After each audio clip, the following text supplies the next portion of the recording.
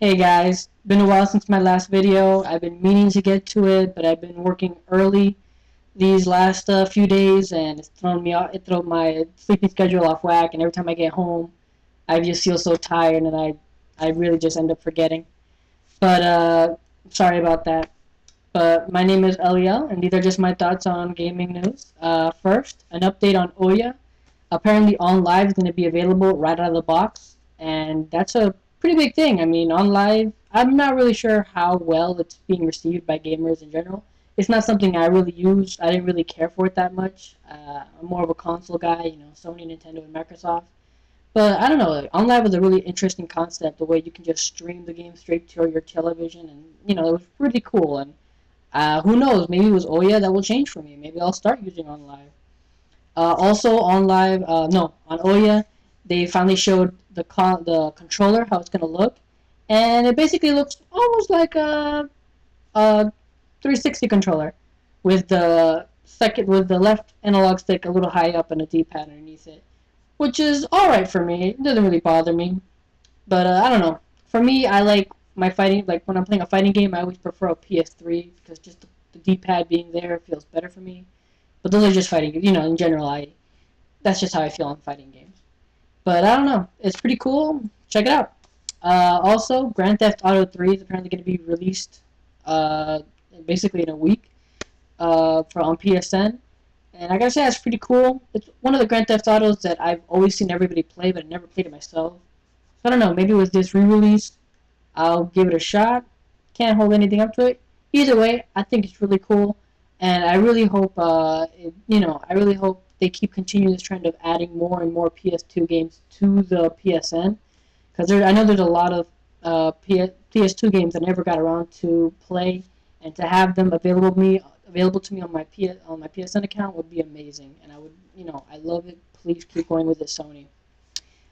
Speaking of Sony, apparently at Gamescom they're gonna show two new unannounced games, apparently new IPs. But before I could get excited, all excited about that, one of them ended up being a new Move game, and I'm just like, Move. I'm sorry, Sony, but Move was just a debacle to me, and I never really thought it would be that great. But I'm really excited about the new game, and I really hope that it's something really cool and exciting. Also, on a weird note, apparently Apple may have patented a controller.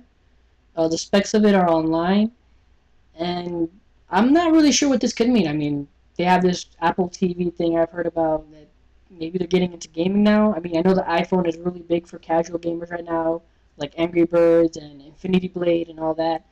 But if they're really getting into consoles, that'd be kind of interesting. I mean, because they already have a hand on the casual market with their iPhones. So to see them move into console gaming, I mean, kind of a big leap, but not really. But interesting enough, I gotta say. And lastly, there's an article on IGN about OCD and gaming, and how the illness can sometimes affect the people who play the game and all that. And it's a really interesting article.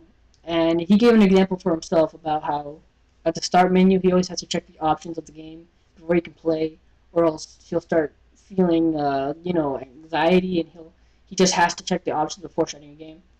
I will admit that I have the same thing, but with booklets.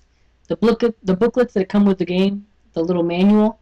I always have to look at the manual before I play a game. Always. I don't know why, but I always do. And then I think it was I can't remember which game it was, but apparently they went like no paper manual in there. You had to go online for the manual, and it kind of drove me insane. I needed to play the manual. I needed to not play, but I needed to read the manual and look at it, and it just felt really weird to me not to have one, and it just drove me insane. So I guess there's a little OCD in all gamers.